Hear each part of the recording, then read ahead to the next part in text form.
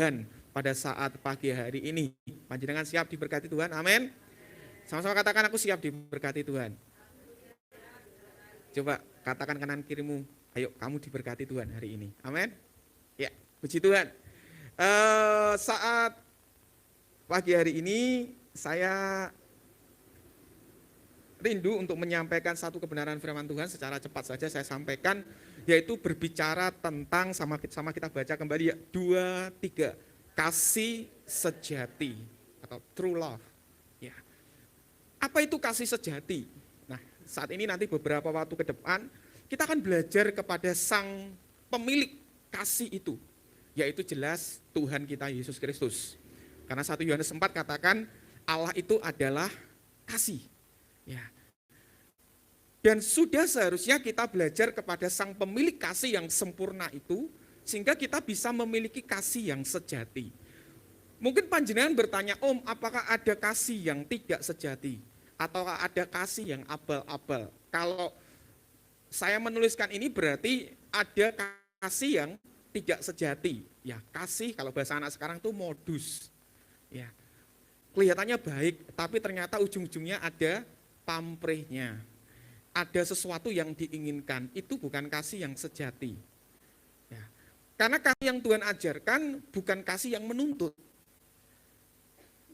Bukan kasih yang selalu meminta, tetapi kasih yang belajar salah satunya adalah memberi.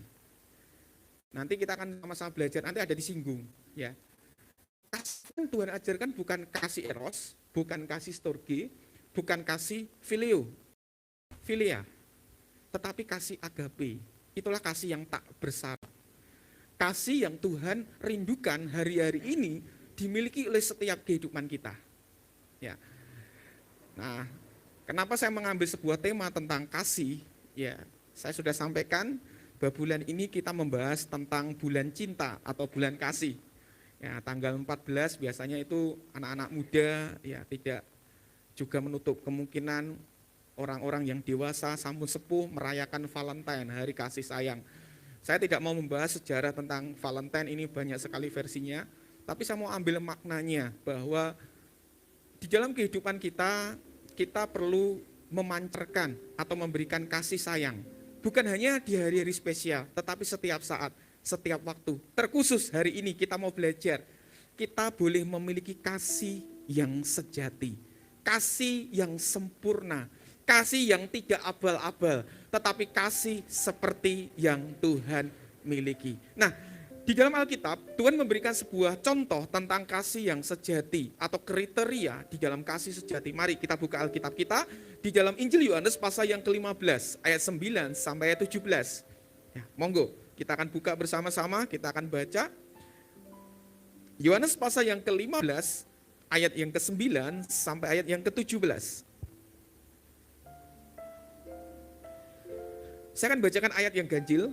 Panjenengan semua, Bapak Ibu Saudara yang dikasihi Tuhan, membaca ayat yang genap, dan ayat 17 kita akan baca bersama-sama.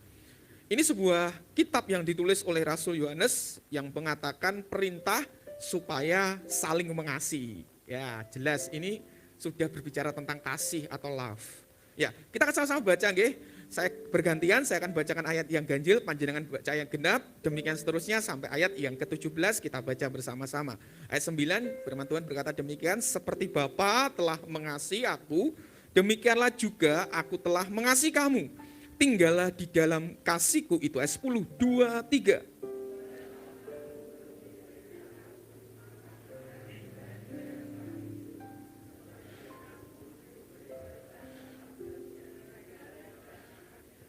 Semuanya itu kukatakan kepadamu supaya sukacitaku ada di dalam kamu dan sukacitamu menjadi penuh.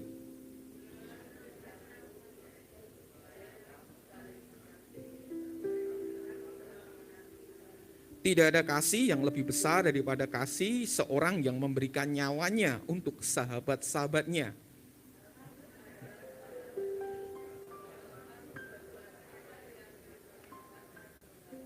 Aku tidak lagi menyebut kamu lagi hamba, sebab hamba tidak tahu apa yang diperbuat oleh tuannya.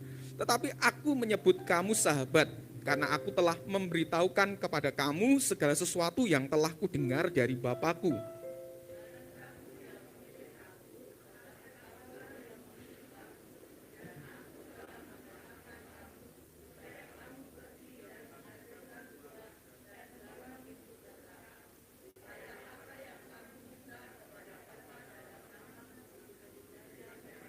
Ayat 17 kita baca sama-sama nggih.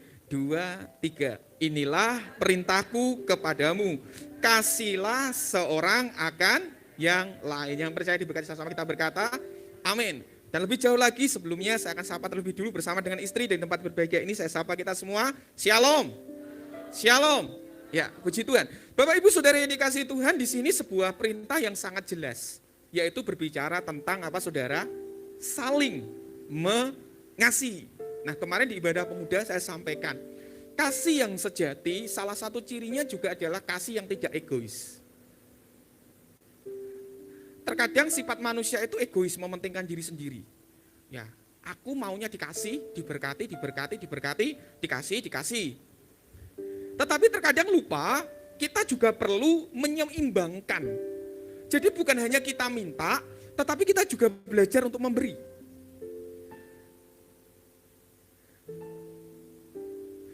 Kita bukan hanya dikasihi, tetapi kita juga belajar untuk mengasihi. Kata saling itu artinya adalah timbal balik. Jadi kita mengasihi ya atau memberi dan kita juga diberi gitu Saudara. Kan itu firman Tuhan kan berkata seperti ini. Kita diberkati untuk apa Saudara? Memberkati. Kita dipulihkan untuk memulihkan. Kita didoakan tetapi juga kita belajar untuk mendoakan. Itulah wujud kasih yang Tuhan berikan di kehidupan saya dan saudara. Kasih yang saat hari ini mau Tuhan ajarkan dalam kehidupan kita semua. Untuk kita boleh coba merestorasi. Nah, saya kembali sampaikan, saya ingatkan, tema tahunan GBT itu berbicara tentang the year of restoration. Nah, dalam bahasa Indonesia ini adalah tahun-tahun pemulihan. Hari-hari ini saya percaya setelah sekian waktu lamanya kita dihantam oleh COVID, banyak hubungan yang renggang, banyak masalah-masalah terjadi. Tapi tahun-tahun ini adalah tahun-tahun di mana Tuhan memulihkan kita semua. Yang percaya katakan amin. Tuhan memulihkan kita semua. Dan itu dimulai juga dengan kasih kita. Bukan hanya dalam hal jasmani, tetapi juga dalam hal rohani. Nah di sini kita bisa melihat bagaimana Tuhan memberikan sebuah contoh, memberikan sebuah kriteria bagaimana seseorang yang memiliki true love atau kasih sejati itu. Nah, sedikit saya singgung tadi adalah bukan menjadi orang yang egois. Nah ada beberapa hal yang Tuhan sampaikan di sini secara singkat. Saya akan sampaikan untuk kita semua. Kita akan lihat ayat 12, saya akan bacakan untuk saudara dikasih Tuhan. Inilah perintahku, yaitu supaya kamu saling mengasihi, seperti aku telah mengasihi kamu. Nah, di sini sangat jelas, inilah perintahku. Tuhan memberikan perintah. Hei anak-anak Tuhan, engkau yang mengaku dirimu adalah anak-anak Tuhan, kita semua yang adalah pengikut-pengikut Yesus, Tuhan katakan di sini apa? Supaya saya dan saudara apa? Saling mengasihi. Kalau kalimatnya hanya berhenti di situ, sepertinya Tuhan itu seperti Tuhan yang otoriter ya. Kok harus perintah?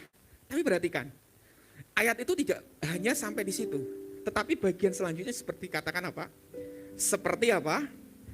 Aku telah mengasihi kamu. Wow. Jadi Tuhan lebih dulu memberikan contoh, teladan kepada saya dan saudara untuk belajar memberikan kasih yang sejati. Nah, berbicara tentang kasih sejati, hal yang pertama yang kita bisa saat ini renungkan, ingat ya. Ayat 12 tadi sangat jelas katakan, seperti aku telah mengasihi kamu. Jadi di sini sangat jelas bagaimana Allah memberikan sebuah perintah di dalam kehidupan saya dan saudara untuk mengasihi, sebab Dia lebih dulu mengasihi. Coba, Mas Yaya, nyanyikan pujian mengasihi.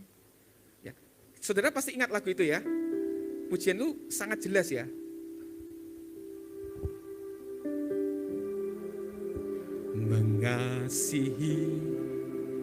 mengasihi lebih sungguh, mengasihi lebih sungguh. Kenapa kita harus mengasihi lebih sungguh? Dan lebih dulu mengasihi kepadaku, mengasihi lebih sungguh. Ini pujian sangat lama ya. Dikatakan mengasihi lebih sungguh. Jadi bukan hanya sekedar maaf di mulut, di bibir, tetapi juga dinyatakan dengan tindakan. Jadi bukan hanya sekedar aku mau mengasihi. Sudah bagus kalau kita punya komitmen. Tapi harus kita sertai, kita lengkapi dengan kita melakukan kasih itu. Tuhan memberikan contoh teladan dalam kehidupan saya dan saudara. Bagaimana kasih yang sejati itu. Lewat dirinya sendiri. Saudara bisa baca nanti dalam Roma pasal 5 ayat 8. Bahkan ketika kita masih dalam dosa, hidup dalam dosa, kita menyakiti hati Allah, kita jauh dari Allah, ibaratnya seperti ini, kita itu dikasih tahu sama Allah, ini loh, gak baik, gatek gitu saudara ya. Sedil atau terserah, ini hidupku. Tapi Tuhan datang untuk menyelamatkan saya dan saudara dengan memberikan nyawanya untuk mati di kayu salib, untuk memberikan pengampunan untuk saya dan saudara. Dan itulah kasih Allah. Itulah kasih yang sejati, itulah true love. Tuhan berikan dalam kehidupan saya dan saudara. Kalau kasih kita hanya berdasarkan kita lihat saudara kita, lihat manusianya, kita akan gampang kecewa. Betul saudara. Tetapi ketika kita mau meneladani kasih Tuhan, ketika kita melihat, mengingat Tuhan lebih dulu mengasihi kita, kita akan dimampukan untuk melakukan kasih itu. Kenapa? Ketika kita melihat manusia bisa kecewa. Karena terkadang yang terjadi, sering saya mendengar, Om saya sudah berbuat baik, tapi orang itu loh tidak berbuat baik sama saya. Saya sudah belajar untuk mengasihi istri saya, tapi istri saya tidak baik sama saya. Saya sudah belajar untuk menghormati suami saya, tapi suami saya tidak mengasihi saya. Apa yang harus saya lakukan? Apakah saya harus berontak, saya harus berani, saya tinggalkan, saya harus acuh tak acuh? Kalau kita belajar pada firman Tuhan, kita harus belajar untuk tetap mengasihi. Kenapa? Karena Tuhan telah memberikan sebuah contoh terlebih dulu. Dia tetap mengasihi walaupun dia tidak dikasihi. Jadi poin yang pertama di sini, sumbernya dari Allah, bukan dari yang lain. Karena apa? Kasih Allah itu kasih yang tak bersyarat. Inilah yang kita kenal dengan namanya kasih agape. Kasih yang tanpa embel-embel. Kasih yang tidak menuntut balas. Misalnya seperti ini. Ketika kita berbuat baik kepada seseorang, orang itu tidak berbuat baik sama kita, hati kita tidak kecewa. Terkadang manusiawi kita, ketika kita berbuat baik sama seseorang, kita tolong dia, ketika dia dalam keadaan susah, kita tolong. Dan ketika kita butuh bantuan, kita minta tolong sama dia. Dihubungi aja, ya, di WA aja tidak dibales, gitu kan saudara. Bahkan diblokir nomor kita. Secara manusiawi hati pasti, apa saudara? Mangkel ya, betul ya, manusiawi. Saya pun juga bisa mangkel, semua. Karena itu sama-sama kita belajar. Tapi ketika kita meneladani kasih Allah, kasih yang sejati itu, kita akan belajar. Ya udahlah, manusia memang mengecewakan. Tapi saya percaya, saya yakini, seperti pujian awal terakhir dikatakan waktu Tuhan yang terbaik. Mungkin orang ini tidak mau balas. Saya sudah tabur kebaikan, tapi Tuhan bisa bukakan orang-orang yang lain untuk memberkati saya. Yang setuju katakan amin. Jadi Bapak Ibu Saudara dikasihi Tuhan, kenapa kasih sejati itu sumbernya dari Allah? Ini penyebabnya saudara. Sedangkan kasih yang lain itu beda. Ya, sedikit saya bahas saudara ya. Kasih eros, itu kasih yang menginginkan. Jadi ini kasih antara lawan jenis. Ya, seperti saya menyukai istri saya, itu kasih eros. Panjenengan cinta kepada suami atau istri, itu adalah kasih eros. Kasih yang digerakkan, maaf, ya, karena ketertarikan dengan lawan jenis. Dia cantik, dia ganteng, dia baik, itu kasih eros. Tapi kasih yang seperti ini bukanlah kasih yang diinginkan Tuhan untuk dikerjakan, atau ini bukan kasih yang menjadi pondasi kasih sejati. Kenapa? Karena kasih seperti ini kasih yang rawan untuk rapuh atau hancur. Kenapa? Ketika melihat seseorang itu ganteng, kita mengasihi. Tetapi ketika orang itu jadi jelek, ya, dalam tanda kutip karena bertambahnya usia, mungkin mulai keluar keriput dan lain sebagainya. Ya, waduh kok ibu itu gak ayu kayak dhisik ki wayu. Lah sampean juga lho Pak, dhisik ganteng saiki orang ganteng. Nah, jadi elok-elokan gitu Saudara, akhirnya jadi enggak baik. Ini kasih yang enggak bisa menjadi dasar pondasi kasih sejati. Atau yang kedua, kasih filio atau filia. Ini kasih antara sahabat atau saudara.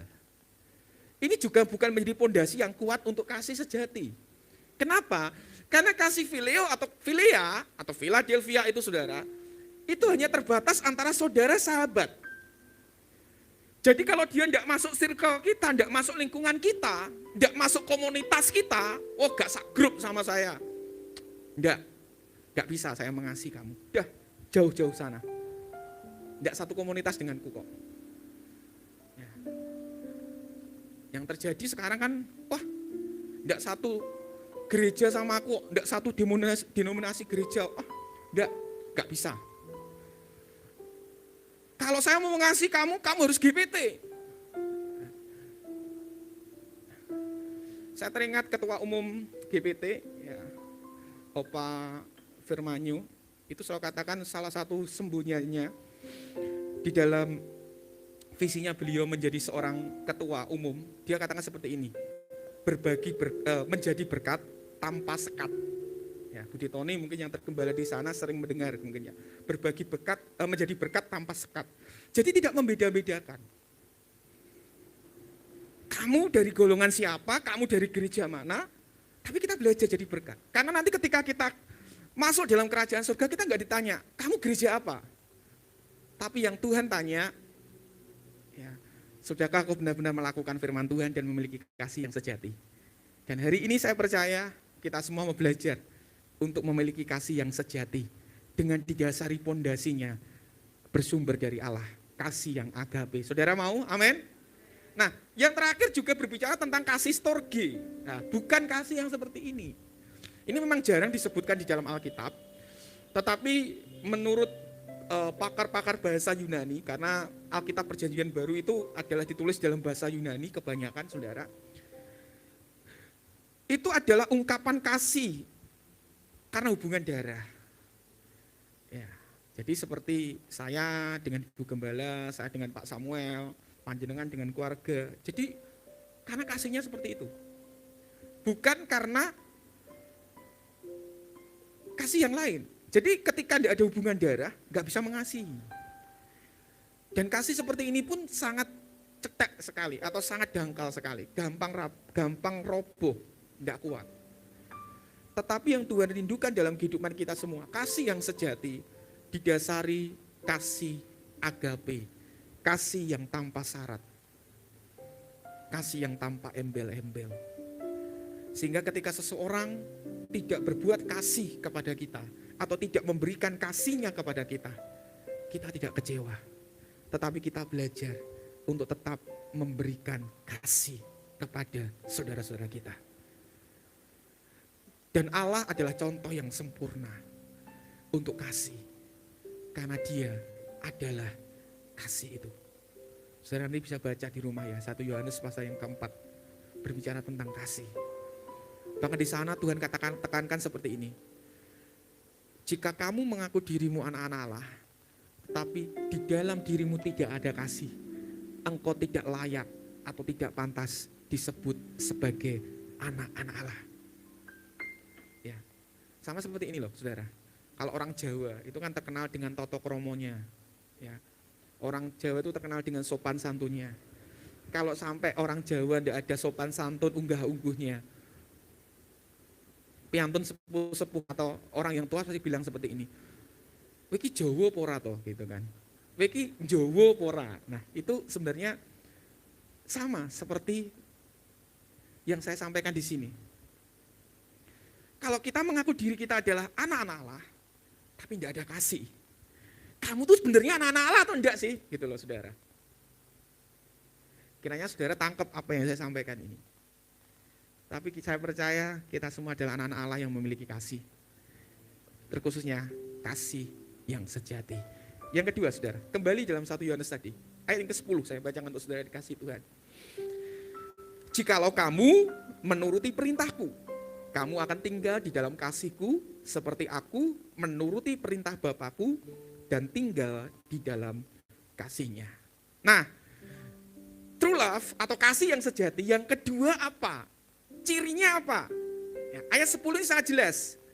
Tuhan katakan, "Aku menuruti." Nah, kata menurut itu berarti berbicara tentang apa, saudara? Ketaatan. Nah, di dalam kasih yang sejati pasti ada ketaatan. Yang setuju katakan amin. Orang tidak mungkin berkata aku mengasihi tetapi tidak menuruti perintah. Saya percaya itu tidak ada kasih sebenarnya. Tuhan ajarkan dalam kehidupan kita, jikalau kita mengasihi Dia, berarti kita akan menuruti perintah-perintahnya. Kalau panjenengan berkata, aku mengasihi Tuhan, aku mencintai Tuhan, berarti kita akan menuruti perintah-perintah yang Tuhan berikan. Om, apakah mungkin saya bisa mengerjakan semua perintah Tuhan? Ya. Oke, tidak bisa semua mungkin. Karena mungkin dengan alasan aku tidak sempurna Tuhan. Tapi paling enggak, dari 10 perintah, minimlah setengahnya bisa dikerjakan. Jangan sampai, karena aku ini manusia tidak sempurna Tuhan, ya udah saya tidak bisa kerjakan. Nah, ini juga sebuah pemikiran yang salah.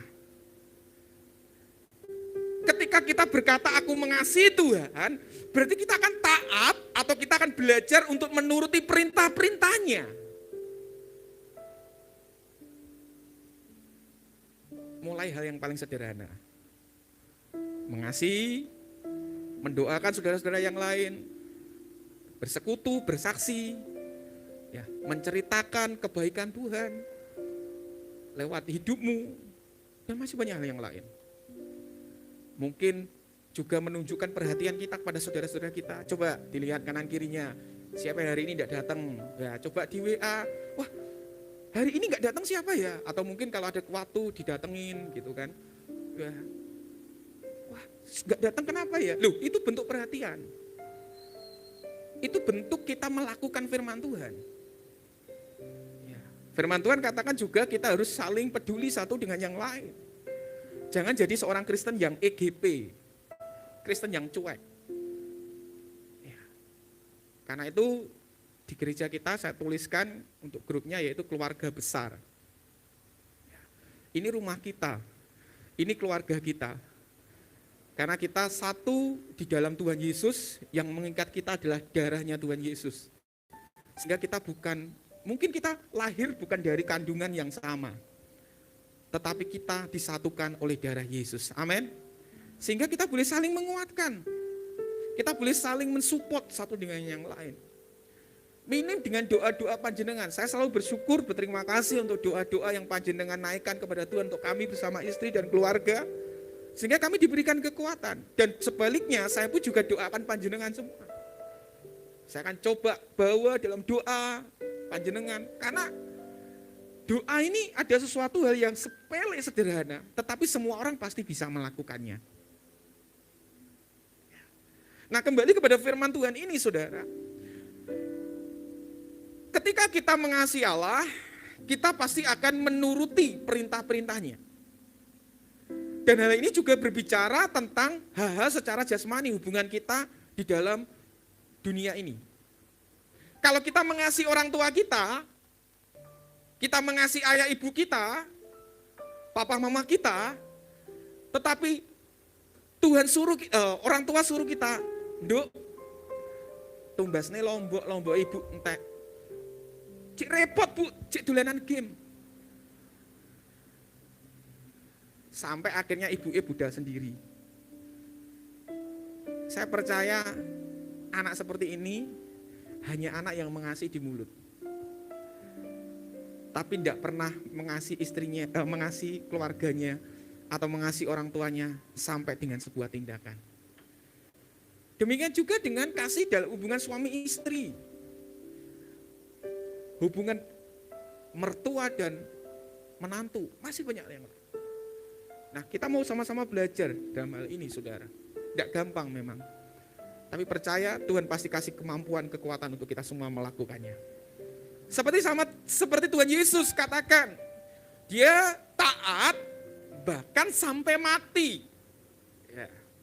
Jadi ketaatan kita bukan hanya ketika kita muda atau ketika kita nunggu tua. Ada orang berkata seperti ini, Om, yang penting kan akhir hidup kita, endingnya. Udah, saya muda, saya tak foya-foya. Wes tak seneng nih uripku. Kalau mau mabuk, kalau mau minum, kalau mau main. Pokoknya semua mau tak kerjakan, saya mau menikmati dunia. Tapi ketika nanti saya sudah tua, saya sudah mendekati ajal hidup saya mau taat.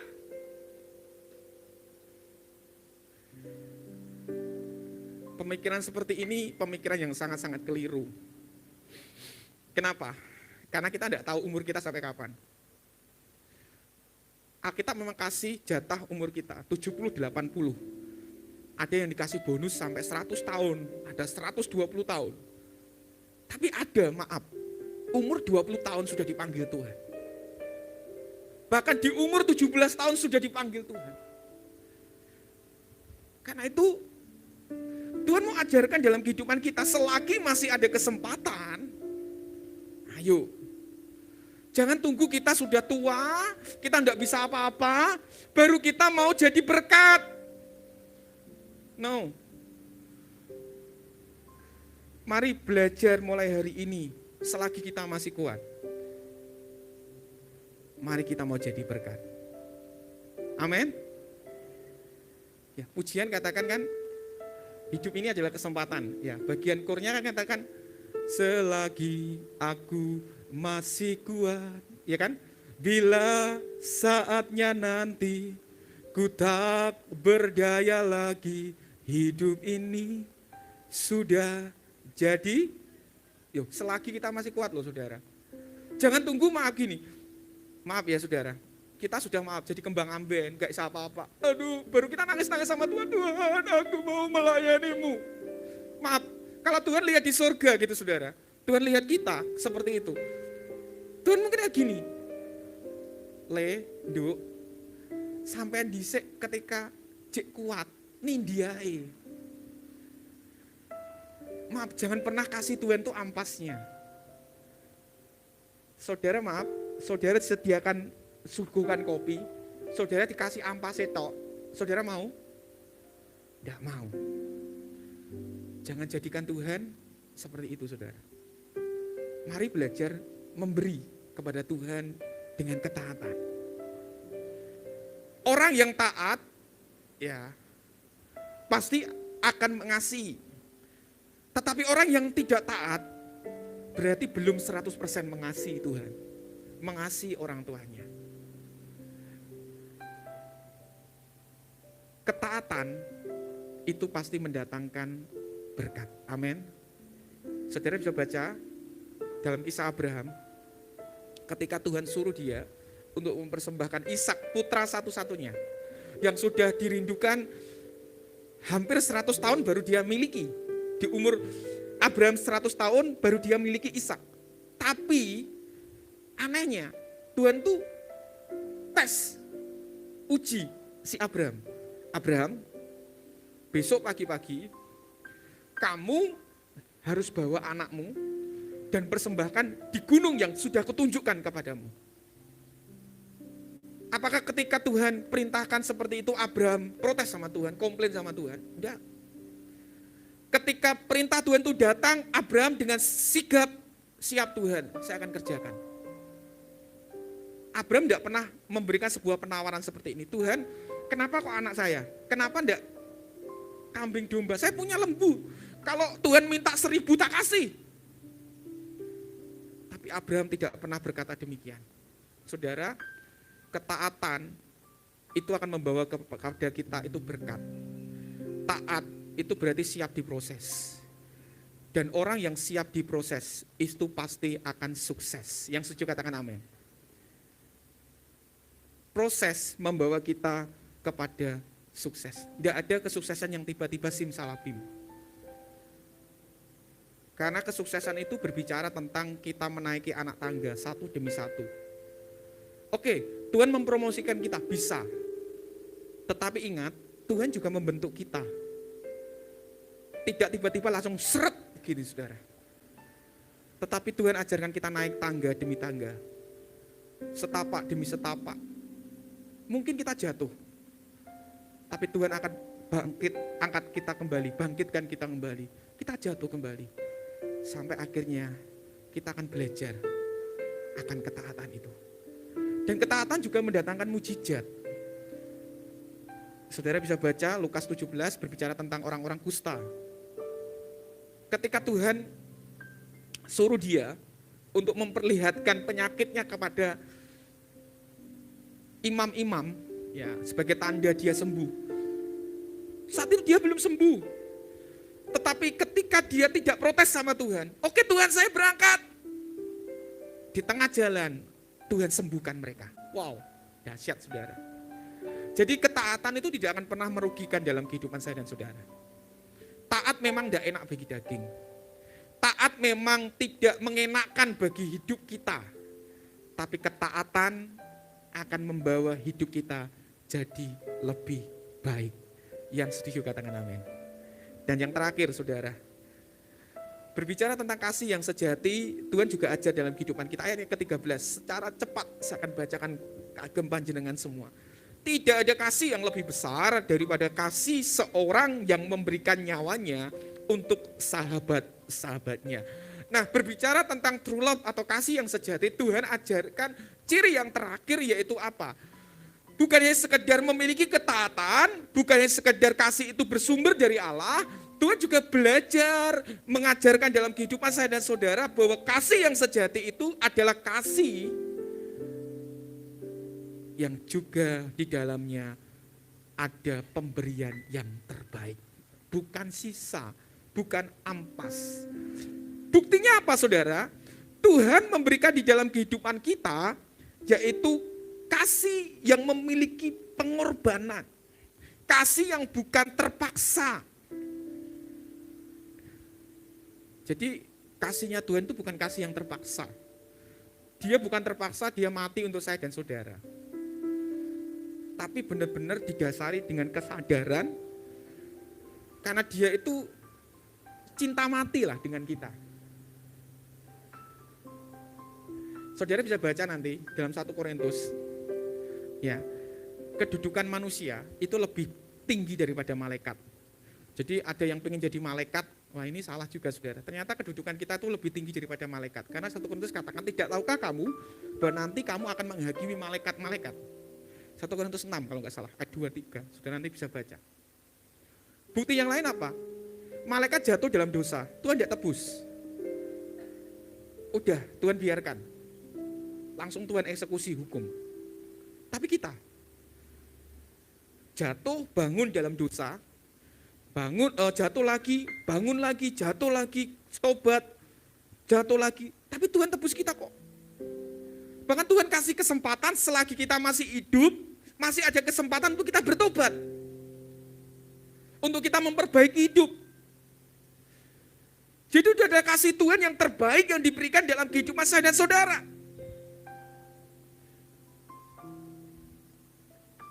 Ini yang katakan kasih yang all out. Tidak setengah-setengah. Coba kita baca 1 Korintus 6 ayat yang ke-20. Ini menarik saudara. 1 Korintus pasal yang ke-6 ayat 20.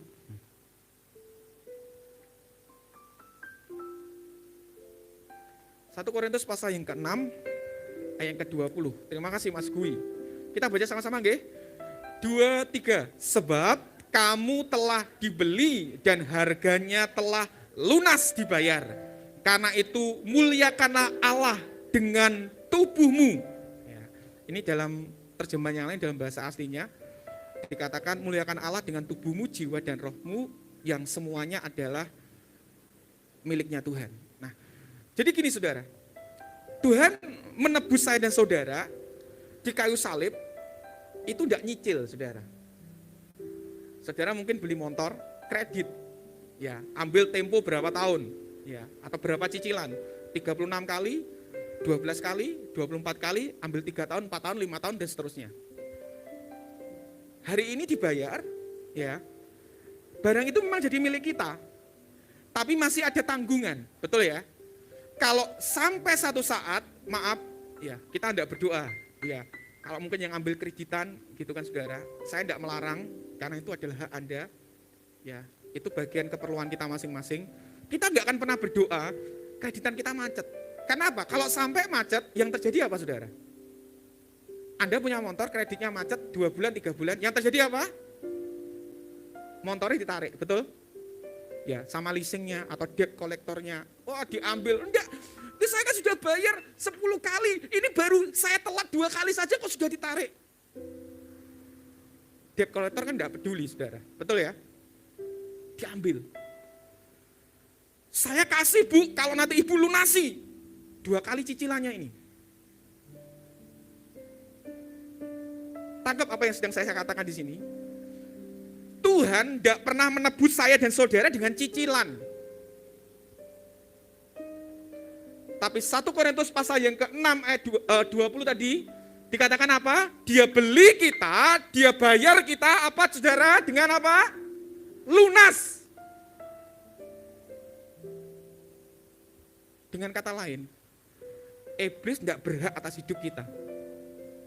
Setan tidak berhak atas hidupmu.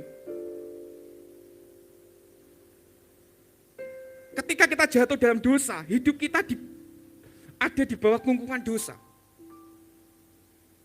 Kita diperbudak di dalamnya.